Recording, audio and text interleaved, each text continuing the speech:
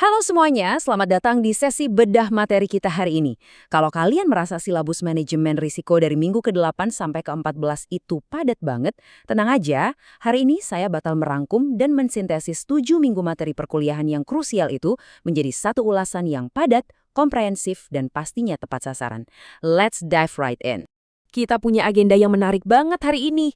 Kita bakal jalan dari pengantar ERM, bedah kerangka COSO dan ISO, bahas tata kelola model 3 lini, alat dan metrik risiko, proses operasionalnya, dan ditutup dengan perekat utamanya, budaya risiko. Oke, kita mulai dari bagian pertama, pengantar manajemen risiko terpadu. Kenapa sih konsep ini penting banget buat fondasi perusahaan? Kalau kita merujuk ke COSO, IRM itu bukan sekedar taktik defensif atau asal centang kotak kepatuhan. Nggak sama sekali. Ini adalah strategi terintegrasi buat ngelindungin sekaligus nyiptain nilai organisasi. Bayangin aja operasi masif kayak perawatan pesawat di PT Garuda Maintenance Facility atau GMFI, dari jajaran eksekutif di kantor pusat sampai teknisi ahli di hangar, semuanya punya tanggung jawab bersama soal risiko ini. Nah, kalau kalian nanya, kenapa sih kita harus peduli? Ingat aja 4 pilar utama ini.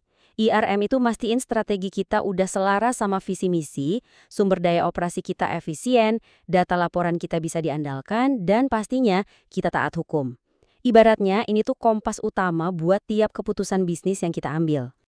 Lanjut ke bagian kedua, kita bakal ngebandingin dua kerangka raksasa di dunia manajemen resiko, COSO dan ISO. Buat bedain keduanya itu gampang banget.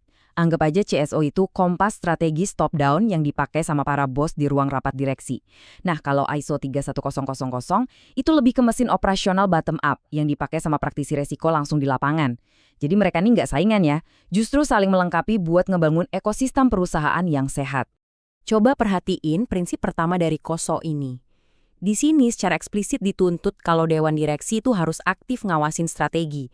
Mereka nggak bisa lagi tuh cuma duduk manis nerima laporan. Mereka harus proaktif, yang seringkali diwujudkan lewat pembentukan komite pengawasan risiko tersendiri. Terus, masuk ke prinsip ke-14 COSO, kita diminta buat nge-zoom out. Punya sudut pandang, tampilan portofolio itu penting banget, biar C-suite dan dewan bisa ngelihat akumulasi risiko secara keseluruhan di berbagai tujuan utama perusahaan. Ini benar-benar krusial biar para eksekutif bisa bikin keputusan alokasi sumber daya yang super cerdas. Masuk ke bagian ketiga, kita ngomongin soal siapa yang ngerjain apa. Mari kita bedah tata kelola model 3 lini dari IAA. Model 3 lini versi 2020 ini secara apik memetakan seluruh ekosistem akuntabilitas perusahaan. Yang bikin beda dari versi lamanya adalah adanya pergeseran mindset yang luar biasa. Dari yang awalnya cuma fokus buat ngurangin resiko, sekarang bergeser ke arah memastikan kepastian tujuan organisasi kita tercapai. Biar gampang dicerna, konsepnya begini. Manajemen itu pemilik sekaligus pemantau risiko di lini pertama dan kedua. Merekalah yang langsung terjun ke operasi bisnis, kayak para manajer lini di fasilitas perawatan GMFI tadi. Terus, audit internal masuk sebagai lini ketiga buat ngasih semacam reality check yang objektif. Dan yang ngawasin itu semua dari atas, tentu aja badan pengawas atau dewan. Oke, bagian keempat kita bakal ngebahas soal alat dan metrik resiko. Gimana cara kita narik garis batas aman di perusahaan? Sering banget nih praktisi kejebak dan ketukar antara dua istilah ini. Ingat aja analogi ini. Kapasitas itu batasan mutlak. Seberapa besar guncangan yang bisa kalian tahan buat tetap hidup, murni berdasarkan sumber daya yang ada. Sedangkan toleransi itu metrik spesifik yang dipakai dewan buat mastiin kalian tetap main di dalam koridor strategi yang diizinkan. Jadi, toleransi itu selalu berada di dalam batas kapasitas. Nah, ini memunculkan pertanyaan penting di lapangan. Kalau kita udah tahu kapasitas dan toleransinya, gimana dong caranya kita secara aktif mantau operasi sehari-hari biar nggak kelewatan batas dan berujung krisis? Jawabannya adalah KRI, alias Key Risk Indicators. Ini tuh ibarat sistem alarm dini buat kalian. Balik lagi ke kasus industri aviasi kayak GMFI, KRI mereka mungkin melacak lonjakan waktu tunda pasokan suku cadang. Kalau kita bisa deteksi paparan masalah ini sedini mungkin lewat KRI, manajemen bisa langsung lakuin mitigasi sebelum pesawat beneran gagal terbang dan merugiin perusahaan. Lanjut ke bagian 5, proses manajemen risiko operasional. Kita bakal lihat step by step-nya menurut ISO 31000. Siklus 6 langkah ISO ini keren banget. Dan ingat ya, ini bukan sekedar daftar periksa sekali jalan.